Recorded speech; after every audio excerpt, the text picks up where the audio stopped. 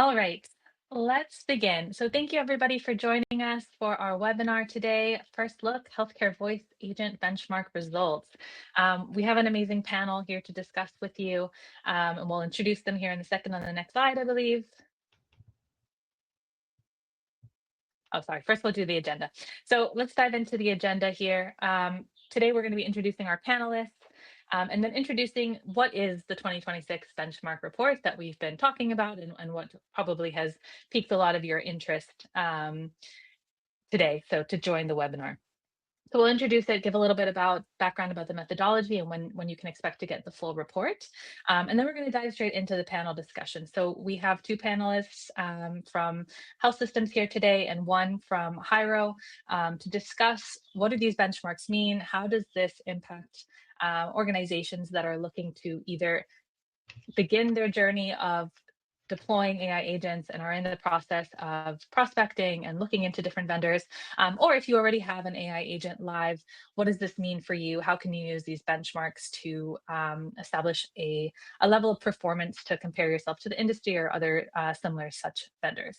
And then at the very end, we're going to do a very short 5-minute session with our Hiro product manager here, and he's going to talk about our methodology around care intelligence, which is our new product launch around our analytics for AI agents. And then we'll end with Q&A. So if you have any questions throughout the entire session, please put them in the chat. We will get to them at the very end if we have time. And yeah, we love an ongoing and engaging audience. So feel free as well, if we're asking questions and you have an opinion or you have something to say about the matter, we'd love to hear from you guys as well. So feel free to chat amongst yourselves as well, give your opinions, give your thoughts. I think that's always added bonus to hear additional viewpoints. So we'll move on now and introduce our panelists. Great, so Abs, I'll go ahead and hand it over to you to introduce yourself. Okay, perfect. Hey, my name is Abs. I head innovation and AI strategy at Grady, and that includes what we do with our conversational agents, including the voice agents. Great, and then Brian? Yeah, good afternoon, everyone. I'm Brian Koshayevsky. I'm the Director for Patient Access Services for ECU Health Physicians. We're a large academic medical center with about 130 ambulatory clinics spread out through 29 counties in eastern North Carolina. Great. Anytime? Hi, everyone. It's great to be here today. I lead the platform product group at Hiro. We're responsible for making all this magic of conversational AI come to life, and analytics and measurements, among other things. Amazing. And my name is Daniela. I am head of marketing here at Hiro, and I will be your moderator today. Before we move on, I just want to say I think this is a really great mix of perspectives. Abs, of course, and his team are already live with AI agents in their call center. Brian, I think, is in the middle of their journey now of looking at different vendors and trying to figure out who's the right fit for them. And then we, of course, have Hiro and our own expertise of dealing with over 50 health systems and trying to report on analytics and success for our different voice AI agents across different levels, enterprise health systems, mid-market health systems. And so Itai is going to talk about it from the product perspective of how we're trying to build this and what are the different problems that we've seen. Great, so we can move on to the next slide. Okay, so let's introduce our benchmark report. So this is a report that Hiro took as an initiative. We used an external agency, so it's completely anonymous. We don't know who submitted the survey. It was a survey asking around 400 healthcare leaders who are already deployed with AI agents, questions about their performance. So what is performance metrics look like for their AI agent deployment? Things like time to value, things like ROI, things like resolution rates, hours saved, things like that. And then we used all of these inputs from the survey to create a benchmark and understand what the industry average is, how does it vary across different types of vendor types, which we'll dive into in a bit. And all of these organizations, we surveyed the people there are, director plus level in IT, innovation, digital marketing, and patient access. And again, this is only voice AI agents, so AI agents in patient-facing call centers.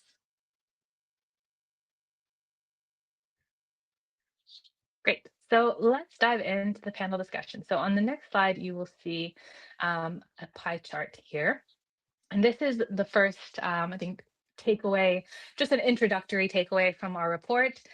Basically, what we saw is that there is a measurement gap. So we saw that of all the people that reported having an AI agent live in their healthcare system for call centers, that 94% say that this is a very critical or very important initiative for their operations. Despite that, despite this being such an important initiative, only 59% said that they have a formal standardized approach to measuring performance. The rest say it's informal, it's ad hoc, and very few said that they have no measurement approach at all. So my first question to our panelists is for one of you who's already deployed with AI agents, and Brian, for you as somebody who's evaluating vendors, how are you guys thinking about measuring performance? What do you feel is missing from current approaches? And do you see the industry evolving in the way that they are looking at these different performance measurement frameworks? I think, Ab, maybe we'll start with you, somebody who is already deployed with AI agents. Thank you. So this is really important. It was really important to us as we began our journey.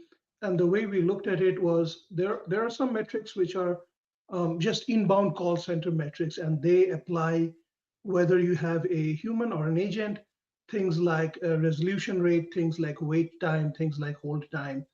So we definitely measured those. We expected wait times and hold times to decrease a lot, and we expected a certain threshold of um, first call resolution with our AI agents.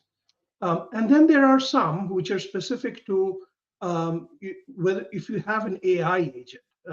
So we look at, like, for example, intent recognition accuracy, how accurately the AI agent recognizes the intent of the caller. How often does the caller have to retry saying the same things, the retry rate, if there is some conversational recovery. So those would be important metrics that you would not need in a call center unless you had an AI agent. So these are agent specific ones. So we looked at quite a lot of those in our measurement of how well the agent is performing.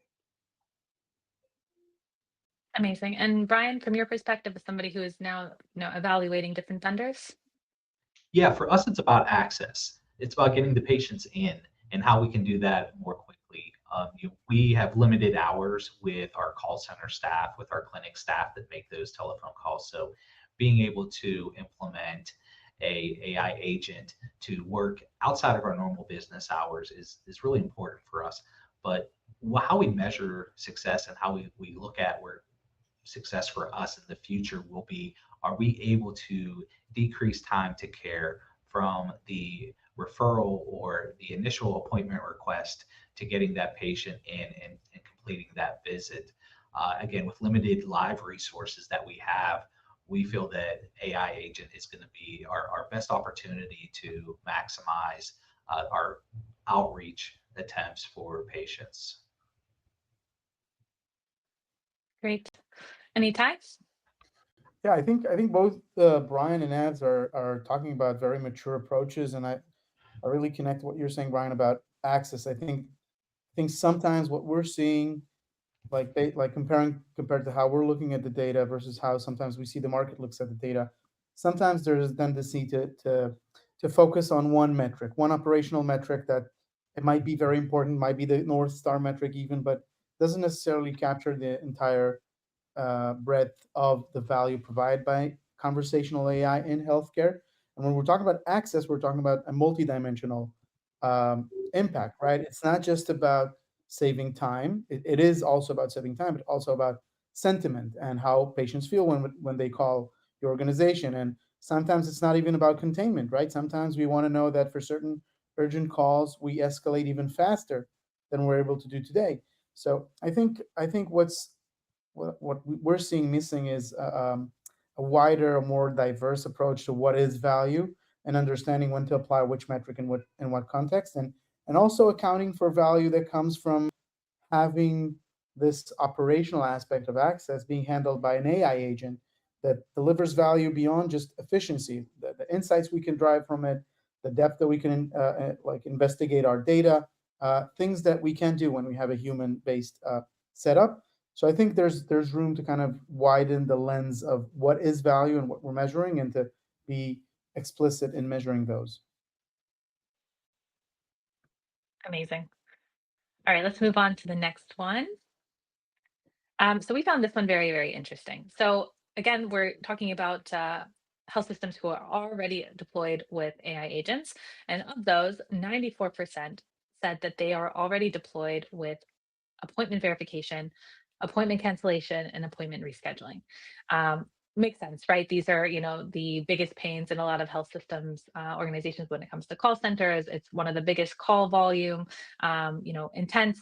So totally understand that. What is really interesting is that when it comes to more advanced scheduling capabilities, a lot of those lag behind. So you can see here in the 5 least deployed use cases that we asked about, you can see that new appointment scheduling for new patients is number 2. So the second least deployed use case out of, I think it was a list of around 30. You can also see that, prescription refills is quite low on the list, whether it's refills, renewals, or outbound prescription reminders. And then number 1 was outbound care gap closure. So question for my panelists. Most health systems deployed with AI agents have automated this basic scheduling. In your view, what is preventing expansion into more complex workflows? What are those technical barriers or even internal barriers that you have encountered or foresee? And how do you plan to address them? Well, for Let's us, start. yeah, Okay. I was going to say, let's start with Brian this time. for us at ECU Health, we're an Epic-based organization. And when we look at new patient appointment scheduling, we know that's going to necessitate some decision tree build in appointment requests to ensure that we're getting the patient to the right provider or right pool of providers, and also allowing them to select the location that maybe is going to be most beneficial with being closer to their residence, or actually a sooner appointment, even if they have to drive a little further. And to be able to program that and have our AI agent make that determination or offer those solutions to the patients is going to be important. It's all about options for us. We want to be able to give our patients options, and we feel like the new patient appointment scheduling is going to be huge to decrease that time to care that we keep talking about. We want to ensure that our patients are getting the care they need in a timely manner, that we're able to turn around those referrals that come into us in a smaller fraction of time. We have a target that we're constantly battling and constantly trying to hit. And again, with the limited resources we have with live agents, the limited time, that makes it difficult for us to reach some of those targets. The one that doesn't show here that's really a big issue for us is provider bumps. So anybody on the call that deals with physician offices, patient appointments, that that's just a part of the business that we do. So how can we utilize an AI agent to make those outbound calls, to fill those gaps, to notify those patients that a provider is bumping an appointment, bumping a session or a day, and get them rescheduled so we don't lose them to follow up. Makes total sense. Abs, what's your take as somebody who's already kind of in the depths of deploying these use cases? I'll digress for a moment to the last question that we were talking about, because something Itai said brought up some important aspects. So a lot of us, we look at this as automation, but there is a fundamental shift in things that we're just not automating what a human agent can do. We are doing several things which in human agent, it is completely impossible. Like to staff your call center 24/7, that is completely impossible. I think it was mentioned here, the ability to look into your data in a more granular detail and find what are all these people calling you about. And for us, one interesting aspect that we didn't know, because we didn't have this level of granular data, is, of course, the largest call driver has to do with appointments, but a surprising call driver for us is site information. Right? And people are just calling about various sites, hours, directions, all of that information. And having that 100% completely automated is great. But knowing that this is the caller's intent is also is part of that journey. Where we found challenges in expansion of this. New patient registration is a challenge because there is, for us, some insurance verification that has to happen. We are now actively working with Hyro to develop new feature sets to make that happen on our end. There are some advanced schedulings for specialty scheduling. I think most health systems are going to have a challenge with things which require prior authorization or which are referral based. So these are some, I think, partly technical challenges. Where we have also seen operational challenges is we have a wide variety of different visit types, templates across our system, and there needs to be some standardization, which is where we are right now, in order to really make use of this AI agent. So there's some operational challenges in our current state that we are working through. Is there any maybe advice that you would have on that note for somebody that's looking into AI agents now and maybe wants to get their ducks in a row in advance of things that they can already start thinking about as they're looking for vendors? Anything that you wish you would have thought about before, looking into AI vendors just to be a little bit more AI ready? So we've in our journey we've changed priorities a couple of times, and that had to do with once we realized really the bulk of the intent of the callers and what is driving most of the call volume. So I would say if you have a current system, if that can give you some kind of idea of caller intent and where do you see value, prioritizing based on value is would be a really good thing. The other thing would be to see where are their system touch points. Right? Do you need to, for example, have insurance verification? If so, how do you do it today? What are the different touch points? And where do you have spread in your current operational system? If there is lack of standardization, then it's really going to be difficult to treat each unit, each division, um, each site as its own separate entity. It's um, far easier if we do some of that standardization ahead of time. Makes sense. Itai, what have we seen on the higher end? Yeah, I think one thing is clear, and it's really clear from what the guys here are saying, but also from what we're seeing with other customers. Complexity is not an edge case in healthcare. It's in the DNA. It's complex. It's humans. We're treating humans. It's sensitive. There's little room for mistakes. There's lots of procedures being built years after years after years. So any platform or infrastructure that wants to absorb this needs to be prepared to absorb complexity as a feature. It's not a mistake. It's not an edge case. You want to get to the core, you want to get the scale, you have to be able to absorb the complexity. And the complexity is, like Abs is saying, many visit types and many decision trees. But we're also seeing that some of this is undocumented knowledge. It's word of mouth, it's practices, it's customs, that things that we know how to do as an organization that are not necessarily reflected in Epic or in PDF files, or some of them are post-its on a desk. Someone knows that in certain days we can schedule a bit longer because this doctor is, for these cases, is willing to do X, Y, and Z.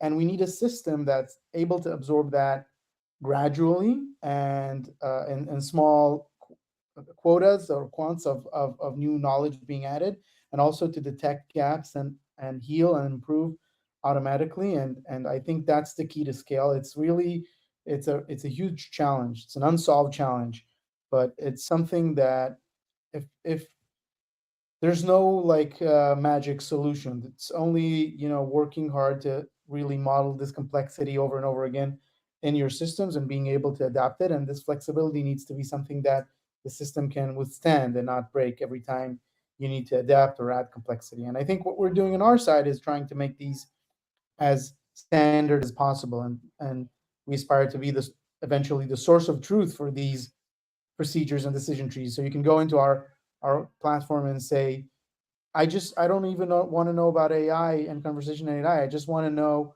what is our decision tree for scheduling this and that visit tag. So our vision is for that to be visible and transparent on our platform. Yeah. Perfect. Great. So we'll move on to the next slide. And I'll just add, Daniela, Oh, that yeah, in great. this Perfect. journey, it's interesting that, some of the things that we have found is we've looked at, two different sites and thought that, hey, these flows are really different. They are fundamentally different. And in our discussion with the implementation team, we, what we came to the realization is if you peel away a couple of layers, they're really similar underneath. So and we've been able to do that as part of our implementation, what at first glance seems to be very different call flows, with the help of the project team, figured out that, just with peeling a couple of layers, they are very similar underneath. And we've been able to use the same agent to handle, what at the outset seemed like very different call flows. That's great. And I think that, backs up a little bit what Itai was trying to say about the ability to kind of simplify some of it and not necessarily get rid of the complexity, but be able to find at least that common ground underneath. Sense. Amazing. So this slide is talking about the market share of the different AI agent vendor types. So we wanted to see multiple things, but first of all, we wanted to understand, where are the majority of health systems deployed in terms of the types of AI agent vendors that exist out there in the market today. And then we use this data later on to benchmark by AI agent vendor type.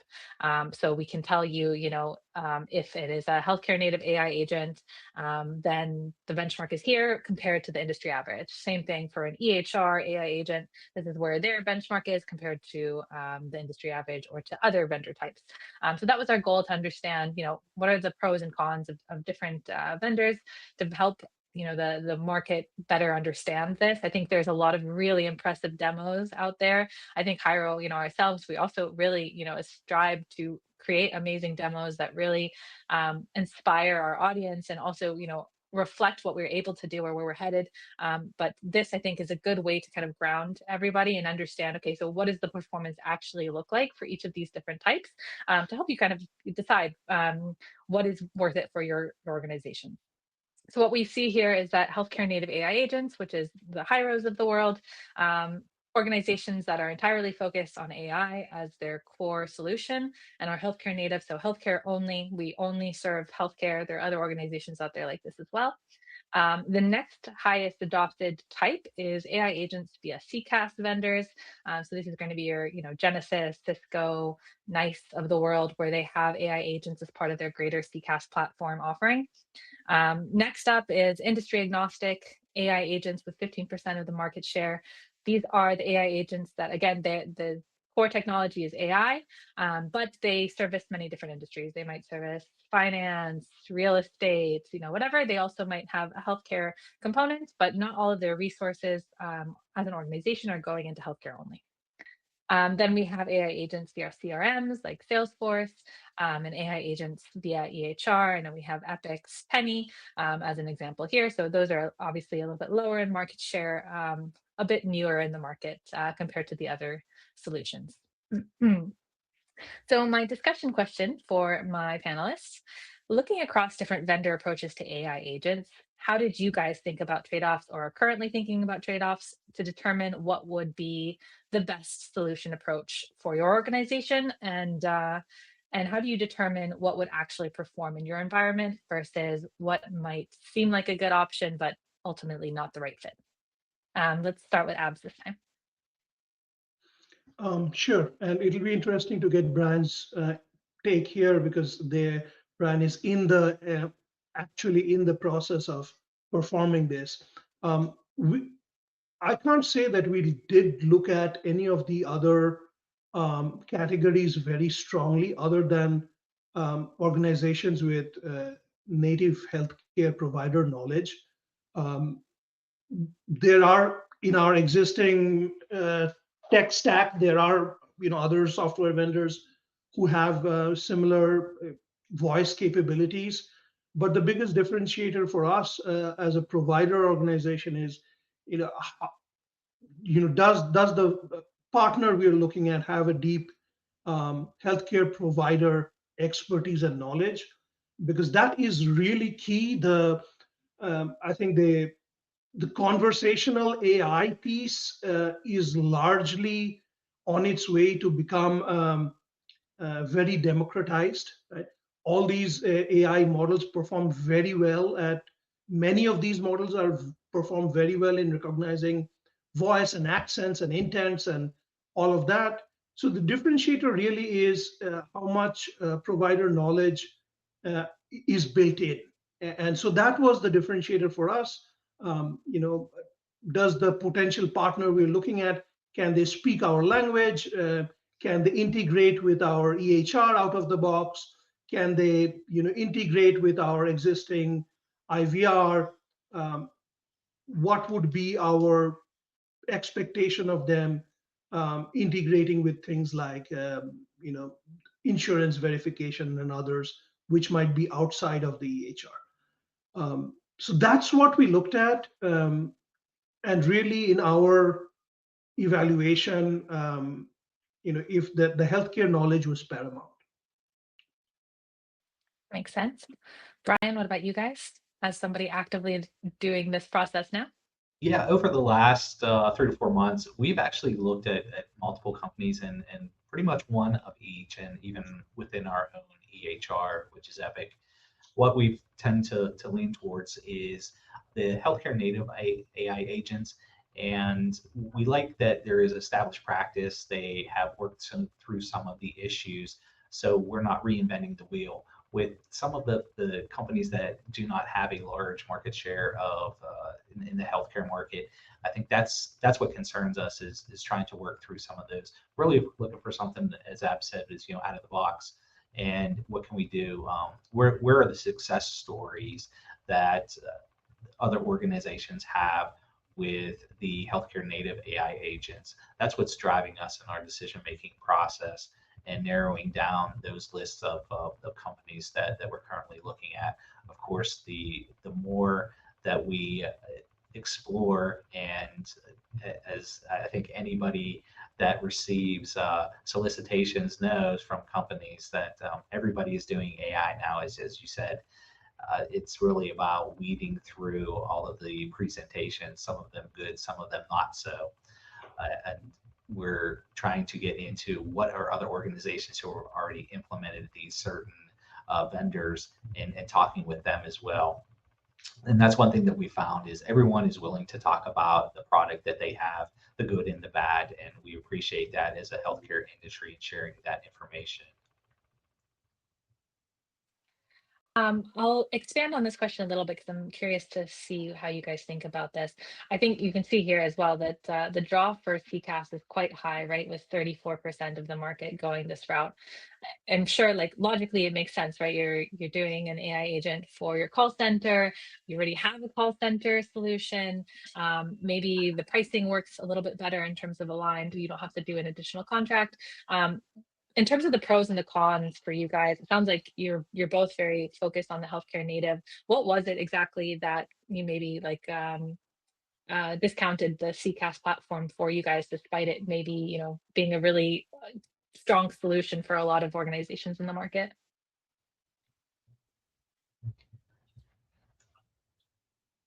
Daniel, for us. Oh, go ahead, Brian. Yeah, thanks, Alex. It's a level of complexity that we can get out of the healthcare native AI agents. And when I say complexity, I'm talking about the ability to do that new patient scheduling, to do that simple push from a bumped provider clinic over to make those calls, building those decision trees in and allowing the AI agent to interpret that information to schedule new patient appointments, to schedule more complex panel type appointments for us. And that's where we think some of the other products and some of the other types of vendors do not do well at. And we're looking again for experience in the healthcare market. Makes sense. What about you? Yeah, pretty much. I would echo Brian there a lot, right? Uh, a lot of us are already have some kind of IVR or similar system in our call centers, and for those applications, these CCaaS vendors, as we've called them here, is perfectly fine, because what we are doing there is routing calls to different people based on call trees and different criteria.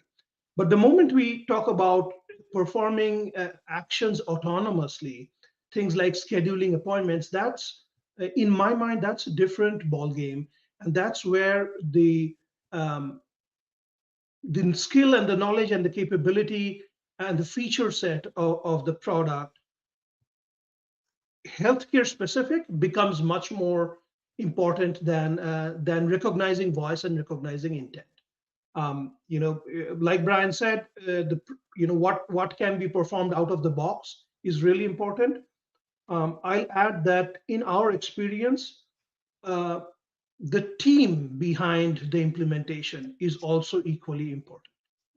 And when we have interacted with either the project team or the product team, as we are, collaboratively building out some new feature sets, is that that knowledge, the healthcare knowledge and the healthcare um, dictionary and the lingo and ability to speak the common knowledge and shared understanding of common pitfalls um, is really important, right? And that's I think what we focused on. I want to add to that and build on what both of you have said. I think you both addressed super important issues around what's already there for the vendor that you're looking, what's already baked in, what's already um, in terms of knowledge and team expertise and product, of course. But I think there's another dimension on top of that, and that's where is this product going? Where is it growing? And AI is amazing, but it's growing fast. And I think each one of these vendor types has its own perspective and point of view and might grow into different directions. And healthcare specific, healthcare native vendors, they look at the industry and they understand the end-to-end care journey. They understand it's not a point solution. It's not just about picking up the phone. It's not just about calling back to the patient. It's about understanding that different procedures have different touch points and different journeys. And it's about growing towards places where you can incorporate maybe staff and employees in these processes, post-discharge and care journey and care team. It's more than just communication. It's enriching the care process and care journey with AI.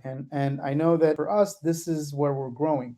We're looking at healthcare and we want to swallow it whole and drive AI across all the flows that we can benefit, and not just about calling in or calling out. And I think that's also something, because it's a long-term relationship, because implementation is not plug and play always.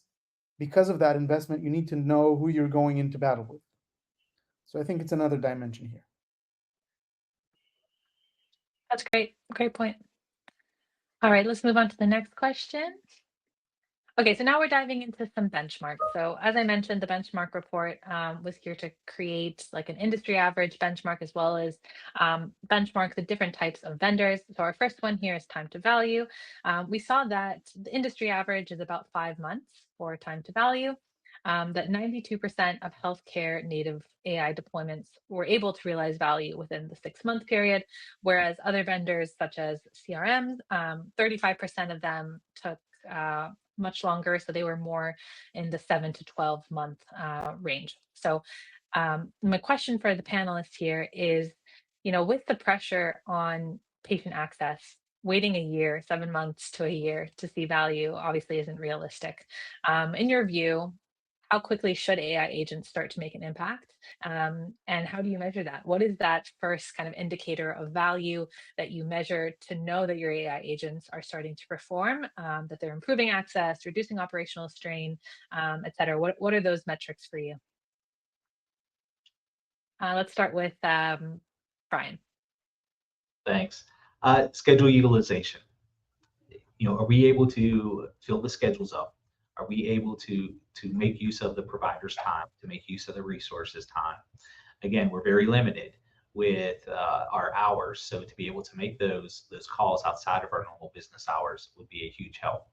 Also, when we have staff turnover in scheduling referrals, it takes a while to bring those staff up to speed, where we would not need to do that with an AI agent. They would be able to handle any type of issues or continuous. There is no turnover on the AI agent side. So I think that's a big plus for us, is being able to get the appointment scheduled timely, do that referral turnaround time, look at where we have other opportunities within the system that maybe manual touches need to occur, and allow the AI agents to handle some of these other tasks. Also, the amount of calls we get in, and we're probably like a lot of large organizations, 3 million calls a year for just our ambulatory side. How do we handle all those? What percentage of those calls are actually scheduling calls, and then what can be deferred out to other areas? So we really only want to handle those things that need manual touches, and allow the AI agents to handle anything that doesn't require that type of manual work. Great. Abs? Yes. So very much in line with what Brian just said, and I think that uh, pretty much immediately after our deployment, we started looking at things like our patients' abandonment rates declining, right? And we expected that, and we did see that happen. Um, you know, the access part is really important. We did not have any idea of how many people would call in after hours, because we were not live after hours. But now we are. You can call us after hours, and you can do a variety of things, including, in some cases, schedule a appointment and reschedule and cancel, and a large menu of things. And since we have done that, and this goes to, I think, something you cannot measure before you have an agent, is that you've just now opened up access to a wide time period that you never had any access, to begin with. Um, so we found that really important. Um, Also, our the human agents who are in our call center are now really tackling the highest and the most complex um, questions that our callers are calling in with. So that is it's difficult to measure, but that's definitely a satisfaction and employee satisfaction aspect. And our associates in a call center are no longer handling things like site information, repetitive, similar, day after day. So lower burnout, lower turnover. We are definitely measuring those, and we expect that to have a huge impact on our call center. Very interesting. Yeah, I think the burden on staff is something that was reflected several times throughout the benchmark reports, and hours saved, which we're not showing here on this presentation, but which is in the report, was a huge one for different organizations filling out the survey. So makes sense. Itai? Yeah, I think time to value is a broad term, and we need to, like, when going with a deployment like this, we need to define what value is based on the scope that's being deployed. And then there's different timeframes for each type of value to manifest. As the team here said, there's like immediate impact on routing and clearing up certain queues, but that also greatly depends on how and what you're trying to achieve. Are you trying to clear one central queue and divert calls to the right destination? That might increase wait times in some queues if you're only deploying a scope of routing, intent based routing, for example. And that might be a good solution, a good outcome for your organization, which has its downside. When you start adding automation skills, things change, and that's a longer time period where you can see those benefits manifest. And there's also, I think, time until the team in the call center gets trained and changes the way they work and are able to adjust the way and the amount of attention they give different calls based on this change of mixture of calls that they receive. There's also elements of enriching human agents with information and context that we collected through the flow, which also affects the way they work and the way they're able to go into context more quickly. So I think there's different horizons of value, and the important thing is to define this graph of value and to know what you can expect immediately and what you can expect differently, and to tie that into the scope that you're deploying so things are realistic. If you're deploying in a smaller scope, less clinics, that's the impact that you're going to have, and you're going to have a shorter time to value. If you're deploying it on a larger scope from the get-go, it's going to be a bumpier road, and then timelines might expand. So I think the important part is to define what you're expecting to see based, and if that's realistic based on the scope that you're choosing. That's good advice for people starting off the process. Great, let's go into the next question. All right, so this is our last benchmark that we're sharing today on the webinar, routing accuracy benchmark. So industry average we saw is 78% of calls correctly routed by AI agents. Only 21% of organizations report routing accuracy in the 91 to 99% range. And nearly 1 in 2 healthcare native AI deployments report accuracy in that range. So that was the highest area of vendors that were able to produce a higher routing accuracy. So the discussion question, and I think Itai will change it up this time, and I'll lead with you. But basically, routing is often viewed as a basic capability. I think Avs mentioned about CCAS and being able to understand IVRs, and that's more of like a basic understanding. I think an interesting aspect to this, of course, is that in healthcare, it can have a major impact on patient experience and operational efficiency. And additionally, there might be a little bit more to the picture than basic routing, or there can be more to the picture when done correctly. So the question is, when you evaluate routing performance, what signals tell you that the AI agent is truly understanding patient intent and guiding patients effectively? When does routing accuracy fall short? Maybe what is different about healthcare routing versus other industries that will typically impact downstream value? Yeah, so I think it's a super interesting topic to talk about. I think sometimes we have misleading impression on what intents people call with to call centers about healthcare. I think we have sometimes these. That's what I've heard at least is images of people calling and telling their life story and about their dog and about their neighbor, and they're worried about their parents and stuff like that. We rarely see these cases, and we most and if you think about yourselves, I think that matches. In most cases we have something specific that we need that's super acute and important for us and urgent for us, and we're super focused. Sometimes it's two things: an appointment and a prescription. Many times this appointment and prescription are essentially one thing because the appointment is for the prescription.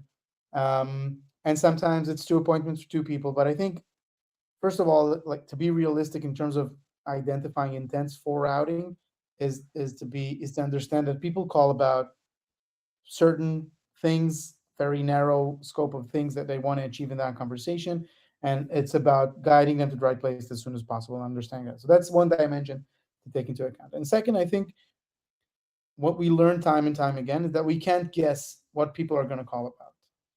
There's always a need to go over the data and dig up things there that enrich your ability to identify intents, because the distribution of intents in 2025 is different than it is in 2026, and definitely in times of pandemics and changes in demographic changes and stress and war, things change, and there's a constant need to not think that there's a constant need to go through the data and crystallize more and more intents, and that's me super interesting work because you have to go through calls and understand where are things being misrouted, and to find and refine these new intents and to say, okay, there's a new shade of intent here that we need to be explicit about.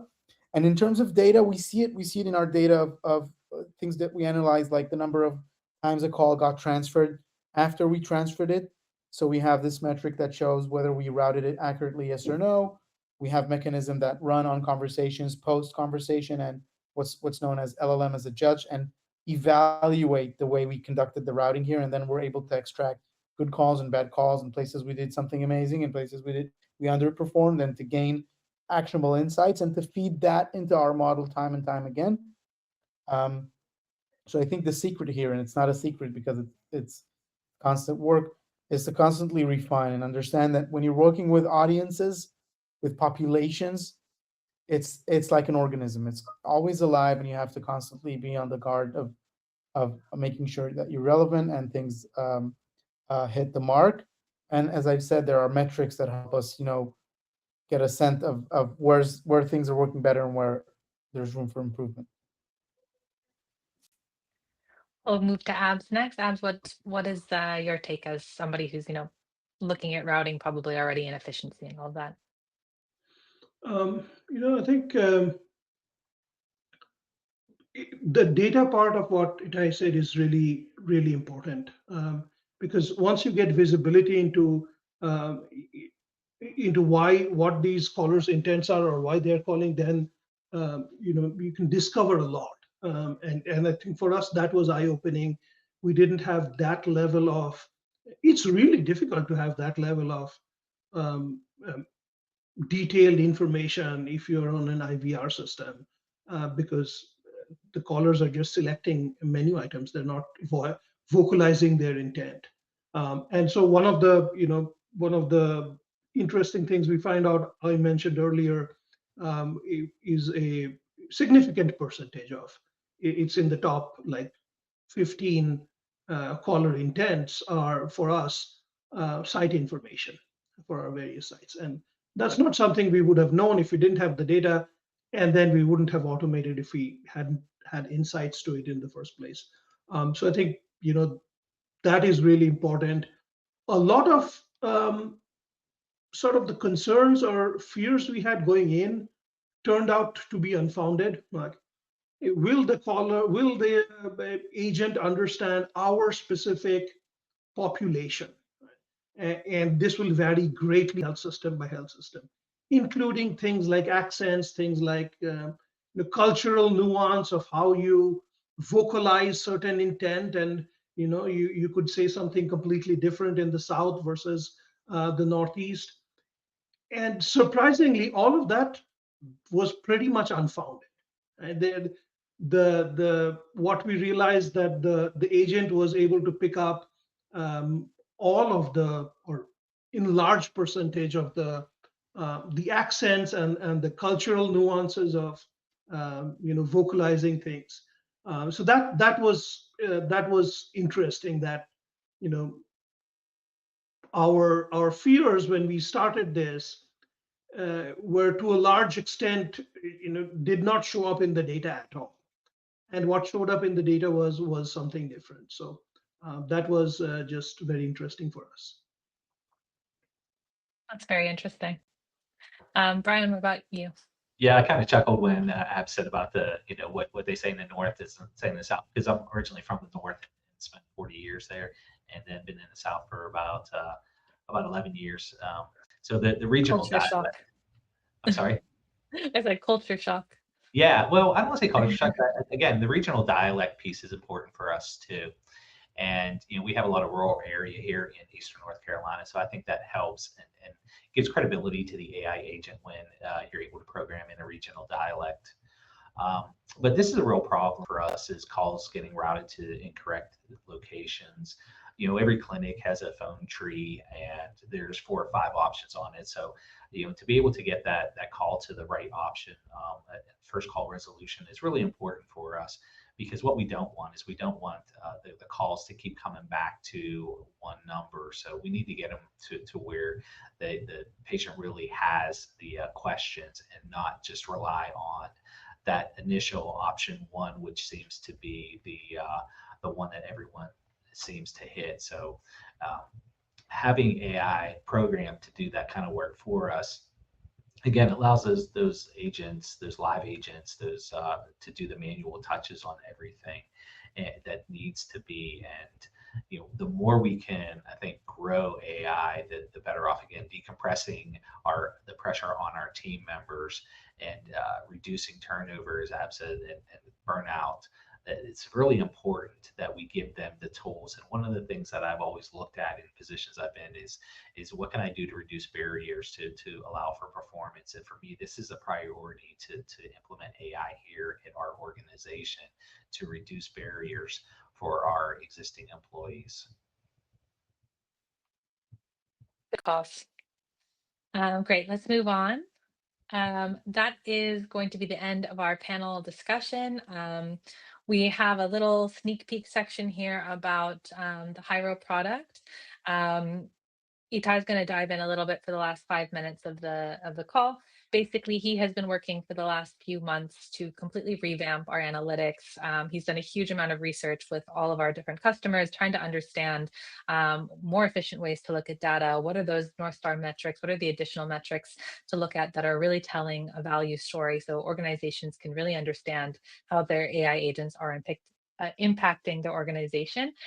We are, just starting to roll this out to customers this week, and there's a lot more to come. So Itai is going to give, the audience here a sneak peek. This is the first time we're sharing this with organizations outside of our customer base. So I think it's very, very exciting. Itai, take it away, and we'll switch to the next slide.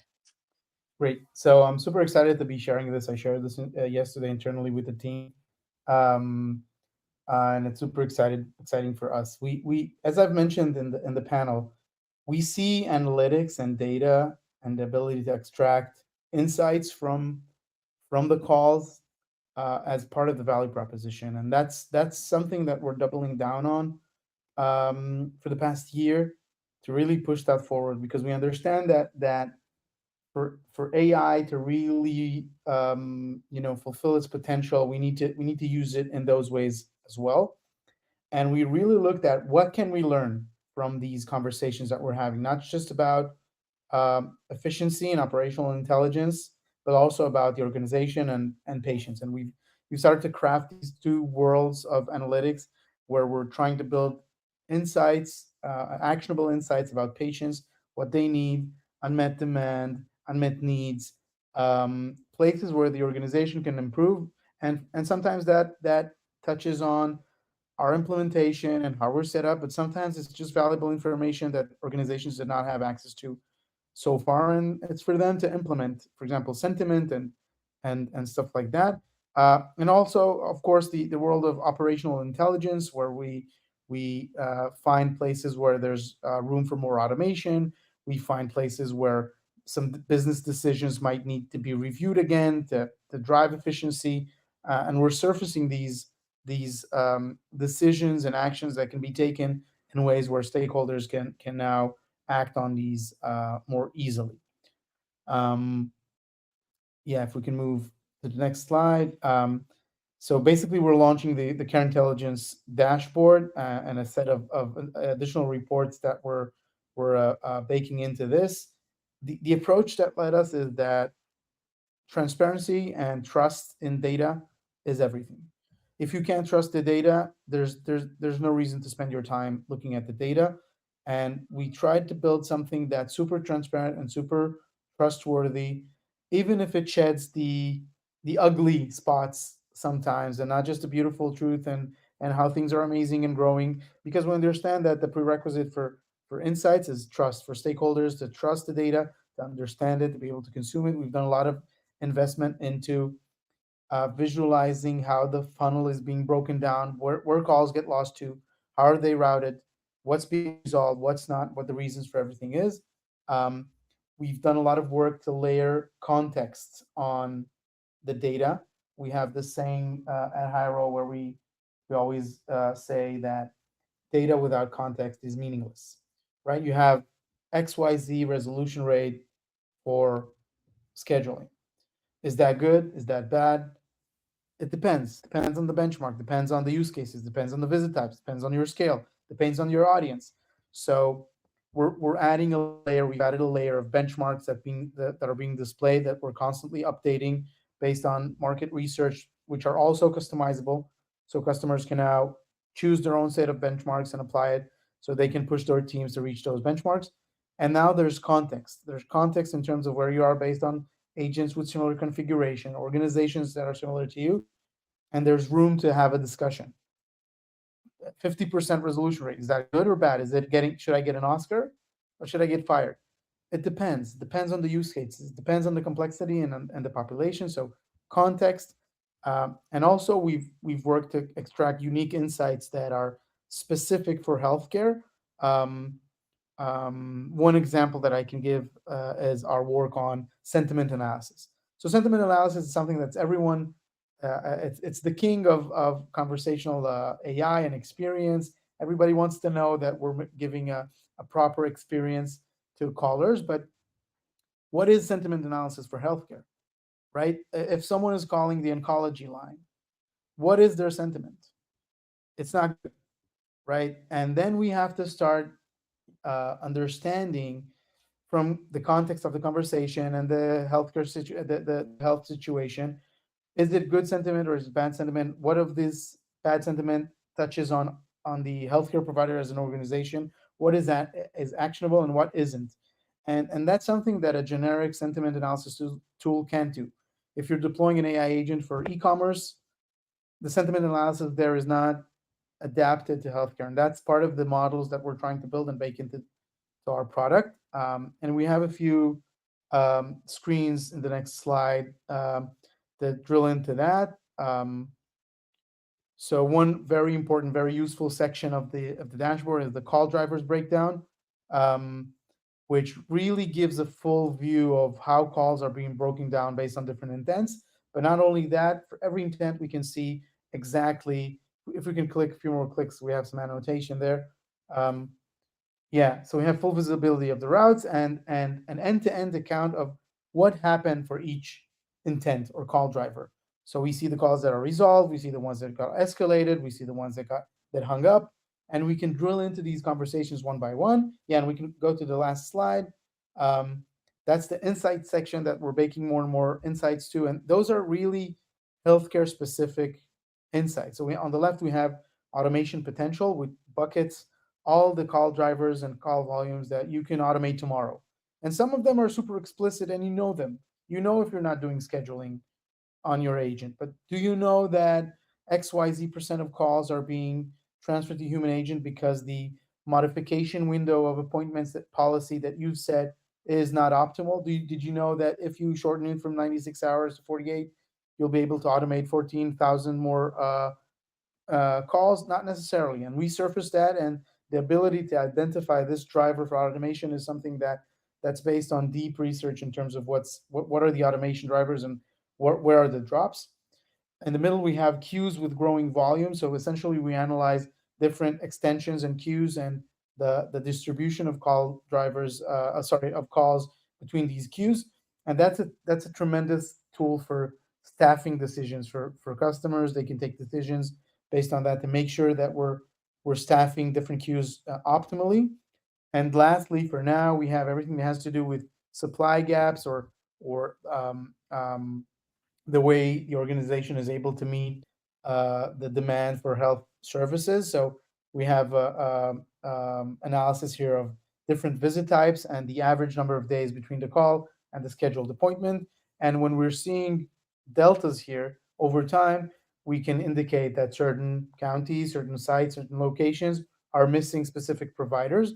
And that's also a great tool for customers to take decisions in terms of resource allocation or just accommodating for longer wait times or just even knowing, being in the know.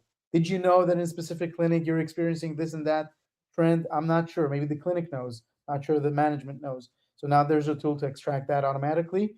Um, and that's just part of the things that we're working on. Next steps include analysis about repeat callers, um, other health outputs, routing decisions. So we're breaking more and more into that product, and we're super excited to launch that early next week. Amazing. Thank you, Itai. And like Itai said, this is the first wave of many, many initiatives around analytics and intelligence that he's been working on that are coming out. We will be releasing it to the market at the end of June. So the full scope of what it is he's been working on will be released then. So stay tuned.